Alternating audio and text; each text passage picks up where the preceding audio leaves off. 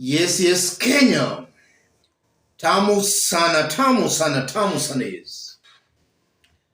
In this video, I want us to have a look at a very interesting story, a story that has been making headlines for the better part of today.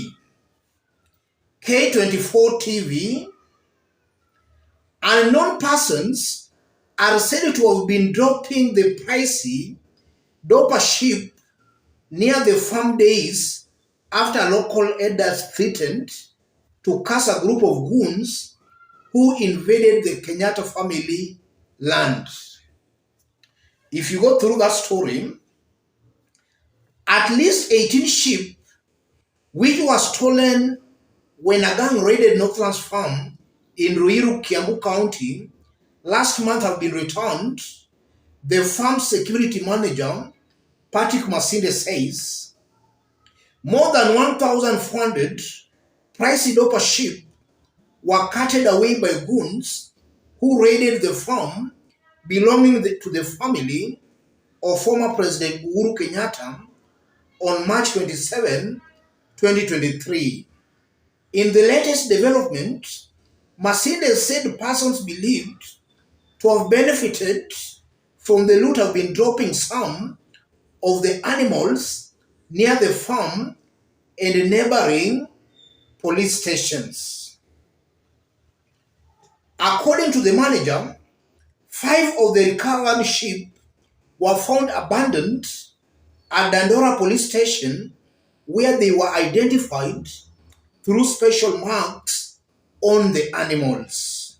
Masinde told Nation that the recovered sheep are emaciated due to poor husbandry.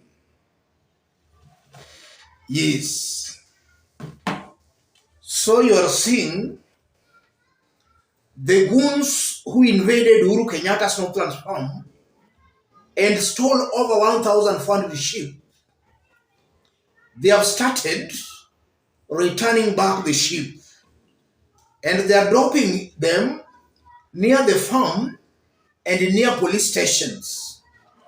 And some were actually found near Dandora police station. So it appears the center can no longer hold, things are falling apart. In this video, as usual, I want us to dig deep into this story because this is a very interesting developing story. In case you are watching us, but you have not yet subscribed, subscribe, give this video a like. Yes. One funny bit about this whole story, the raid happened and the police never intervened. That's a very interesting part of the story. And some of the individuals who raided the farm were captured live on camera and their faces and pictures shared all over. But no action has been taken. In fact, some were arrested, rather were found in possession of some of the sheep. We are getting some information that they are being protected by some people from above. So if you look at all this story, it's coming out perfectly that the whole raid might have been a government-sponsored raid. And that's why the culprits are not being arrested. The police were not there to protect the farm. All this proves beyond any reasonable doubt that the raid was most definitely government-sponsored. So, why are these sheep now being returned? Some few days ago, we saw a group of women elders from the Kikuyu community threatening to curse those who stole and destroyed property at Uhuru Kenyatta's farm. So the first reason, that fear of being cursed might have informed the returning of the sheep. The people just fear curses. That might be one of the reasons. And then secondly, it might be possible that those who stole the sheep had no plan at all with the sheep. They can't sell them, they can't eat them. What next is to abandon them near police stations or near the farm. And specifically, why near the police stations? I strongly believe that that can be a very strong message that the government might have been involved in the whole plot. I'm seeing a very high possibility where those returning those sheep and dumping them near police stations are just sending a clear message to Kenyans that the government, the police, was involved in the cover-up. So they've just returned the sheep where actually they belong. They belong to the government.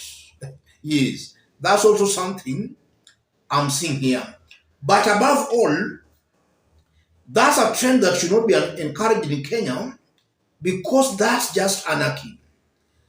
And after the attack on Uhuru Kenyatta's Northlands farm, we have seen goons invading Rare Vipingo farm in Kilifi and also invading former Moi Ed's farm, Joshua Kulei's farm in the Rift Valley. So you are seeing that it started from Uhuru Kenyatta, and then from Uhuru Kenyatta, it's actually spreading to other private properties. And that's why I strongly believe that the government should rise to the occasion and make sure those who are involved, whether they are senior government officials or not, they should actually be penalized. Let them act as example to others who may be planning such uncouth tactics on their political rivals. And even before I conclude, I'm seeing a very high possibility where the planners, those who planned to raid Uhuru Kenyatta's Northlands farm, their days are numbered.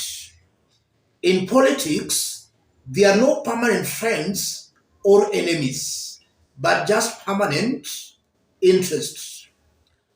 At one point in time, I'm seeing a very high possibility where the organizers will be forced to bear, or rather to be, they will be forced to carry their own crosses. The moment they will start reading from different political pages, then they will be forced to carry their crosses. And that's coming, and it might be soon. Let me stop it there, ladies and gentlemen. And just as I did indicate when we were starting, if you are watching us, but you have not yet subscribed, subscribe, give this video a like.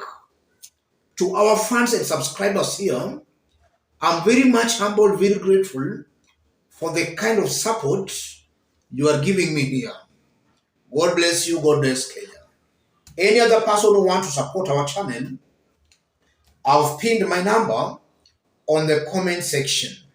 Contact me through the number or feel free to channel your support to the number.